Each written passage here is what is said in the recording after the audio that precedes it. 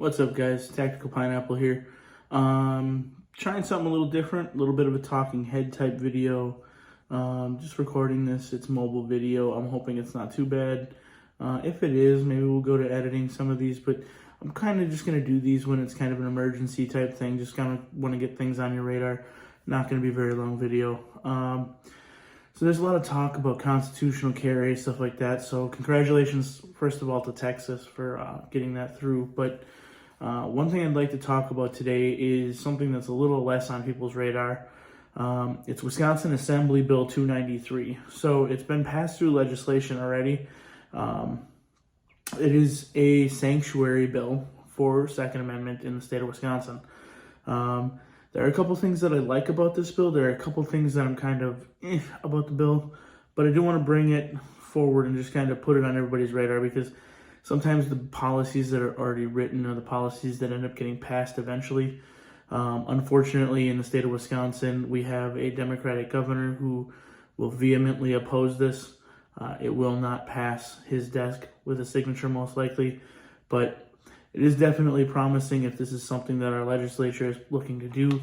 I do see our gubernatorial race kind of switching here in the next election cycle. But so Assembly Bill 293, I do have some notes here just for quick reference.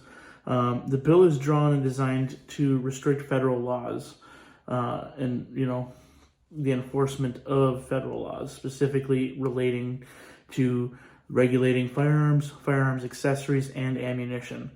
It also restricts the use of public resources to, handle and deal with confiscation. And if you are found in violation of Assembly Bill 293, because it is creating a new law, it does outline a penalty for, engaging in these actions.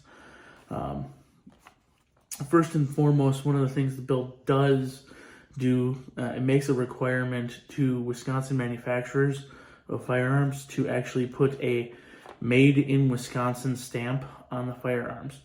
Kind of questionable about that, because you're forcing, the additional, made in, on the firearm, and you're forcing it. But when you dig into the bill and you actually understand why they're doing it, it makes a lot of sense.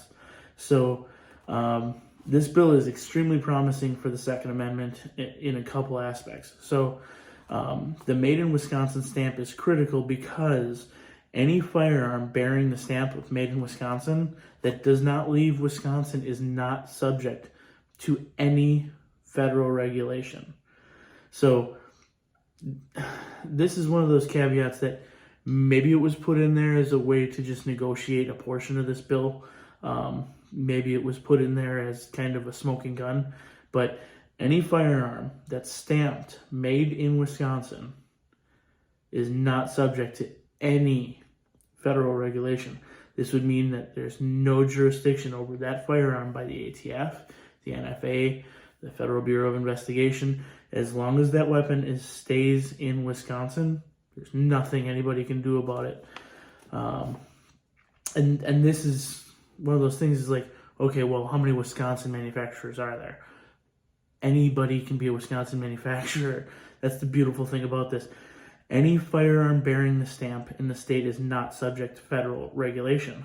So technically, anybody who finishes a firearm, puts a Made in Wisconsin stamp on it, you have a legal firearm, regardless of SOT or anything like that. So the caveat, the question I have is always, well, what about using parts from out of state?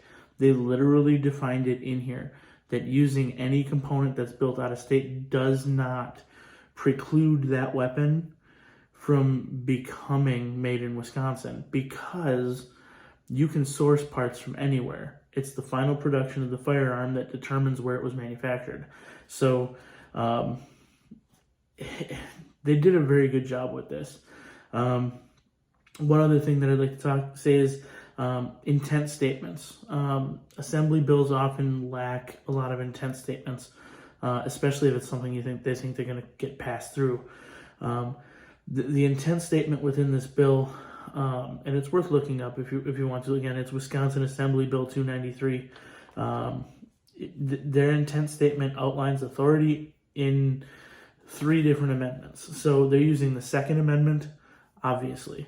They're also using the 9th and the 10th Amendment. So there's a lot of, they've got a little bit of wiggle room figured into this as far as determining authority.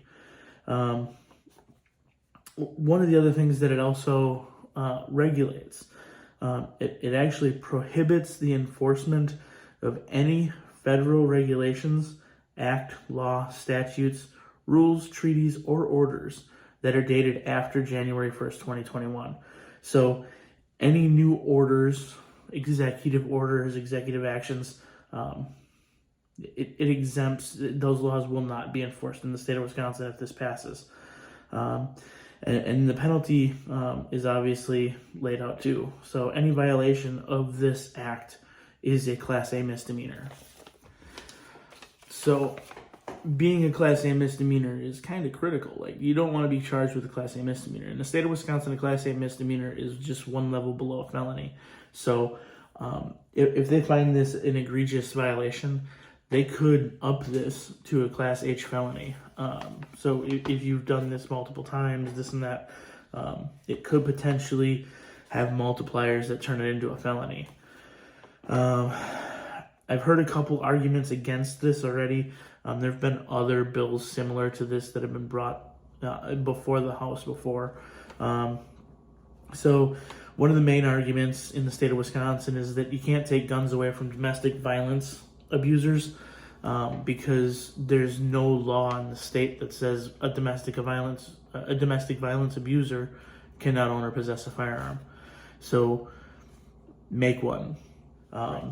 That's my argument there. So your argument is that you can't do this because then you can't take guns away from domestic violence abusers. Make a law that says you can. Some people are claiming that it's constitutional or unconstitutional. I'm not really sure on what grounds they could say this particular bill is unconstitutional. I would pretty much argue that this is the definition of constitutional. It is precluding the regulation of firearms, which is, I mean, basically the Second Amendment, right? Shall not be infringed is pretty fucking clear language. And this bill de-infringes anything in the state of Wisconsin. And then there's some conversation about whether or not it would violate some interstate commerce clauses. They're interstate commerce clauses. They can be changed. There's nothing there that's problematic in my opinion. Granted, I'm not informed enough to say anything really on that. I'm not sure about interstate commerce laws. It's not something that I've researched. So that's kind of whatever. I mean, from what I understand, you can change them pretty easily. So the other thing is stating that the state law cannot supersede federal law. This is the dumbest argument I've ever heard. So state law cannot supersede federal law. The same people saying that are the same people who are setting up sanctuary cities. They're the same people who are legalizing marijuana. Federal law says it's illegal. State law is superseding it. I fail to see your argument here. So the other thing that we have to remember is there's a contract, right? Federal law means absolutely nothing if it isn't enforced locally.